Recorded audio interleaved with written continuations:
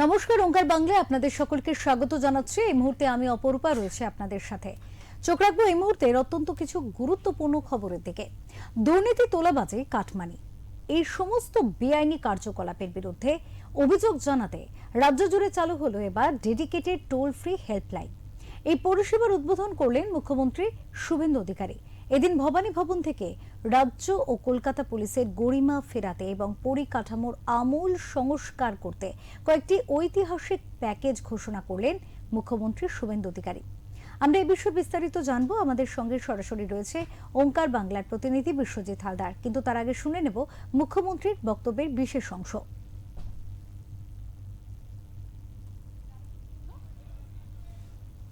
গোটা রাজ্য জুড়ে বিগত সরকারের সময়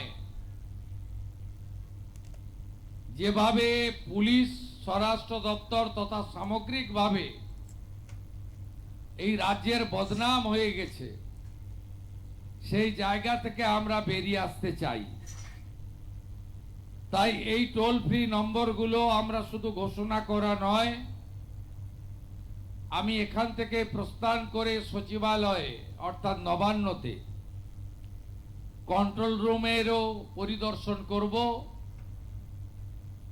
যেখানে সকাল 8টা থেকে রাত্রি 10টা এই কন্ট্রোল রুমগুলি চালু থাকবে। একসঙ্গে 4টি লাইনে, একসঙ্গে 4টি লাইনে 5টি নাম্বারে সবাই গোটা রাজ্য থেকে অভিযোগ করতে পারবেন, যা আমরা নিষ্পত্তি করব এবং আধুনিক প্রযুক্তির মধ্য দিয়ে। ভবানী ভবনে ডেডিকেটেড টোল ফ্রি হেল্পলাইন পরিষেবার উদ্বোধন করলেন মুখ্যমন্ত্রী শুভেন্দু অধিকারী। কিন্তু এই পরিষেবা কি উদ্দেশ্যে চালু হলো রাজ্য সরকারের তরফ থেকে, এই বিষয়ে আমরা কথা বলে নেব। আমাদের সাথে বিশ্বজিৎ হালদার রয়েছেন, আমাদের প্রতিনিধি সরাসরি। বিশ্বজিৎ, আজকে মুখ্যমন্ত্রী শুভেন্দু অধিকারী বলেছেন জিরো টলারেন্স দুর্নীতির বিষয়। তাহলে সেক্ষেত্রে তিনি এই যে ডেডিকেটেড একটা টোল ফ্রি নাম্বার চালু করলেন, এই পরিষেবা উদ্দেশ্য কি এবং কিভাবে কাজ করবে এই পরিষেবা?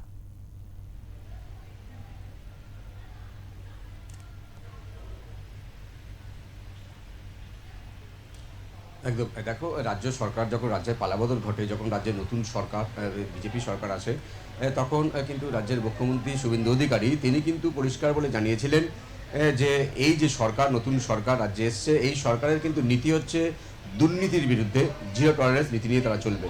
এবং ইতিমধ্যেই আমরা কিন্তু একাধিক ঘটনাও সামনে এসছে, সে বিষয়ে আমরা দেখেছি যে মুখ্যমন্ত্রী শুভেন্দু অধিকারী বা তার যে সরকার বা তার যে প্রশাসন দুর্নীতির বিরুদ্ধে বা অনিয়ম কাজের বিরুদ্ধে কিভাবে অ্যাকশন নিচ্ছে।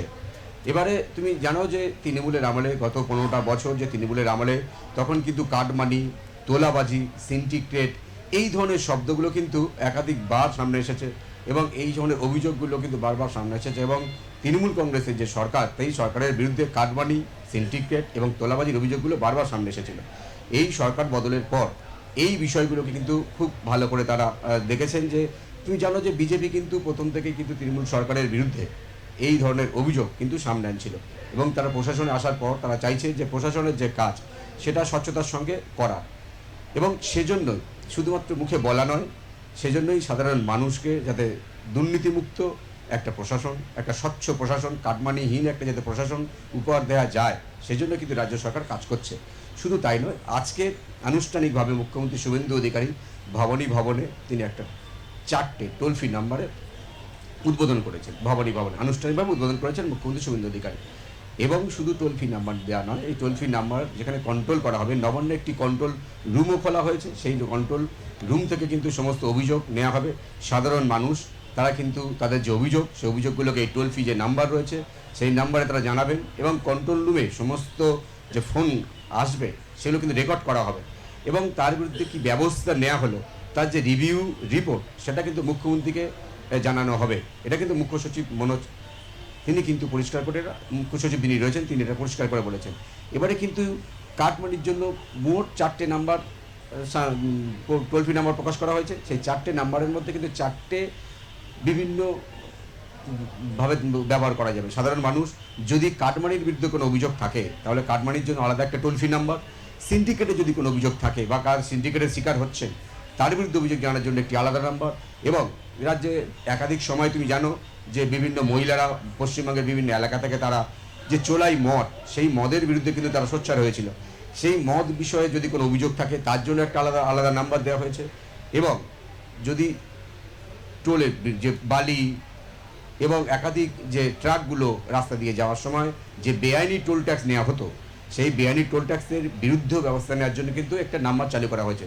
চারটে বিষয় থেকে, একটা হচ্ছে টোল ট্যাক্স, তার জন্য একটা নাম্বার, মদের যদি অভিযোগ থাকে বেআইনি মদ তার জন্য একটা নাম্বার, সিন্ডিকেটের জন্য একটা নাম্বার, এবং কাটমানি যদি কেউ চায় তার জন্য একটা নাম্বার।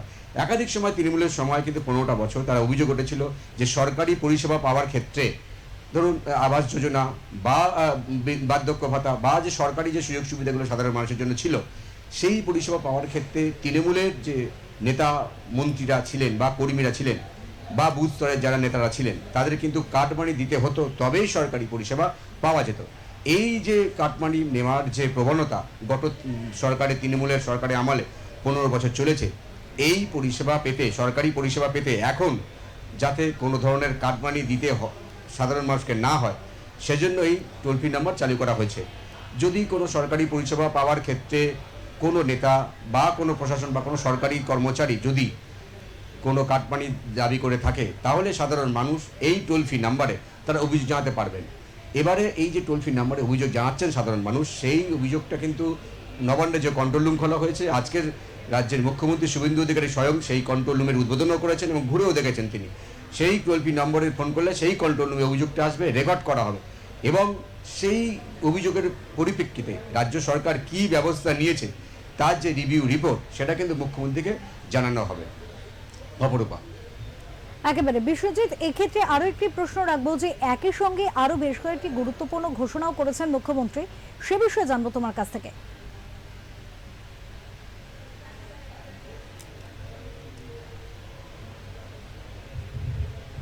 একদমই। দেখো, এই মুহূর্তে রাজ্যের যে পুলিশ, যে মানে মুখ্যমন্ত্রী যেটা পরিষ্কার করে বোঝাতে চেয়েছেন যে রাজ্যের যে প্রশাসনিক ব্যবস্থা বা পুলিশি ব্যবস্থা যেটা রয়েছে তাতে কিন্তু যদি প্রশাসনিক যে ভূমিকা সেটা যদি সাধারণ মানুষকে পৌঁছাতে হয় তাহলে কিন্তু পুলিশে কিন্তু বেশ নিয়োগের প্রয়োজন রয়েছে। পুজোর আগে পর্যন্ত বেশ কিছু পুলিশকর্মী নিয়োগ হবেন তিনি বলেছেন এবং প্রায় 1 লক্ষ, ধাপে ধাপে 1 লক্ষ পুলিশকর্মী নিয়োগ করা হবে বলে তিনি জানিয়েছেন। তিনি যেটা তথ্যটা সামনে আনছেন যে এই মুহূর্তে কিন্তু প্রত্যেক 1 লক্ষ জনগণের পিছনে 155 জন কিন্তু পুলিশকর্মী রয়েছে উত্তরপ্রদেশে। উত্তরপ্রদেশের যে পুলিশি ব্যবস্থা, তার যে মডেল, সেটা কিন্তু বাংলায় তিনি অ্যাপ্লাই করার চেষ্টা করছেন। কারণ এই মুহূর্তে পশ্চিমবাংলার 1 লক্ষ যে জনগণ, তার পিছনে কিন্তু 147টা পুলিশকর্মী রয়েছে। এটা 155টা খুব শীঘ্রই করা হবে বলে তিনি জানিয়েছেন এবং ধাপে ধাপে 1 লক্ষ পুলিশকর্মী নিয়োগ করা হবে। তবে পুজোর আগে পর্যন্ত বেশ কিছু পুলিশকর্মী নিয়োগ করা হবে বলে তিনি স্পষ্ট জানিয়েছেন। এবং শুধু পুলিশকর্মী নিয়োগ নয়, পুলিশের যাতে প্রপার ট্রেনিং দেওয়া যায়, পুলিশকে যাতে আরও ভালো করে প্রশিক্ষিত করে উপযুক্ত করে তোলা যায়, সেজন্য কিন্তু কয়েকটা স্কুল বা ট্রেনিংয়ের জন্য ব্যবস্থাও করা হবে বলেও পরিষ্কার মুখ্যমন্ত্রী জানিয়েছেন। এবং তিনি যেটা, তুমি জানো যে কিছুদিন আগে আমরা দেখেছিলাম যে মহিলাদের সুরক্ষার জন্য প্রত্যেকটা থানায় কিন্তু একটি মহিলাদের জন্য আলাদা ডেস্ক তৈরি করা হয়েছিল। এবং পুলিশের তিনি যেটা অভিযোগ করছেন যে পশ্চিমবাংলার ক্ষেত্রে পুলিশের যদি অভিযোগ আসে, সেক্ষেত্রে অভিযোগ আসার পর পুলিশ সেই ঘটনাস্থল পর্যন্ত পৌঁছাতে পশ্চিমবাংলার ক্ষেত্রে প্রায় 6 ঘন্টা সময় লাগে। এই সময়টা কিন্তু উত্তরপ্রদেশে লাগে মাত্র 15 মিনিট। সেই জায়গাটা কিন্তু নিয়ে যাওয়া তার একটা চ্যালেঞ্জ রয়েছে। অর্থাৎ রাজ্যের যে পুলিশি ব্যবস্থা সেটা কিন্তু আরও ভালো করে ঢেলে সাজানোর যে উদ্যোগ যে রাজ্য সরকার নিচ্ছে, সেটা কিন্তু আজ রাজ্যের মুখ্যমন্ত্রী বা পুলিশ মন্ত্রী তার কাছ থেকে পরিষ্কার। এবং পুজোর আগে এই যে নিয়োগ, সেটা কতটা হয় সেদিকে আমাদের অবশ্যই নজর থাকবে। এবং ধাপে ধাপে এই যে 5 বছর রয়েছে, 5 বছরের মধ্যে আরও 1 লক্ষ পুলিশকর্মী নিয়োগ হবে বলে তিনি জানাচ্ছেন। এবং যাতে কোনো ধরনের অভিযোগ, পুলিশের যে ট্রেনিং, সে ব্যবস্থাটাও করা হবে বলে মুখ্যমন্ত্রী পরিষ্কার জানাচ্ছেন। অপরূপা, একেবারে বিশ্বজিৎ, আরো একটি প্রশ্ন তোমার কাছে রাখবো যে দেখো, দুর্নীতি নিয়ে আমরা যদি দেখি যে পূর্বতন সরকারের সরে যাওয়া এবং নতুন সরকারের আসা, এর একটা প্রধান কারণ কিন্তু হয়ে দাঁড়াচ্ছে দুর্নীতির বিষয়ে মানুষের অধৈর্য হয়ে যাওয়া। এবং কাজেই সেই জায়গাটাকেই কি এখানে মুখ্যমন্ত্রী ধরতে চাইলেন, যে সেই দুর্নীতিটাকে কি একেবারে সিস্টেম থেকে সরিয়ে দিতে চাইলেন, সেই জন্যই কি এই উদ্যোগ? এটা একটা প্রশ্ন রইবে। থাকবে আর একটা প্রশ্ন থাকছে তোমার কাছে, যে যে পুলিশের বিষয়ে যে পদক্ষেপ, পুলিশকে অনেক বেশি আপডেটেড, পুলিশের যে ব্যবস্থা, সেই পুলিশি ব্যবস্থাকে অনেক বেশি সক্রিয় করে তোলার যে প্রয়াস, তাতে কি কোথাও গিয়ে এই যে পুলিশের উপর থেকে মানুষের একটা আস্থা সরে যাওয়া, সেই বিষয়টাকে কি ফিরিয়ে আনার, সেই আস্থা ফিরিয়ে আনার জন্যই কি এবং প্রশাসনিক স্তরকে আরো শক্তিশালী বানানোর জন্যই কি এই সিদ্ধান্ত? বিশ্বজিৎ।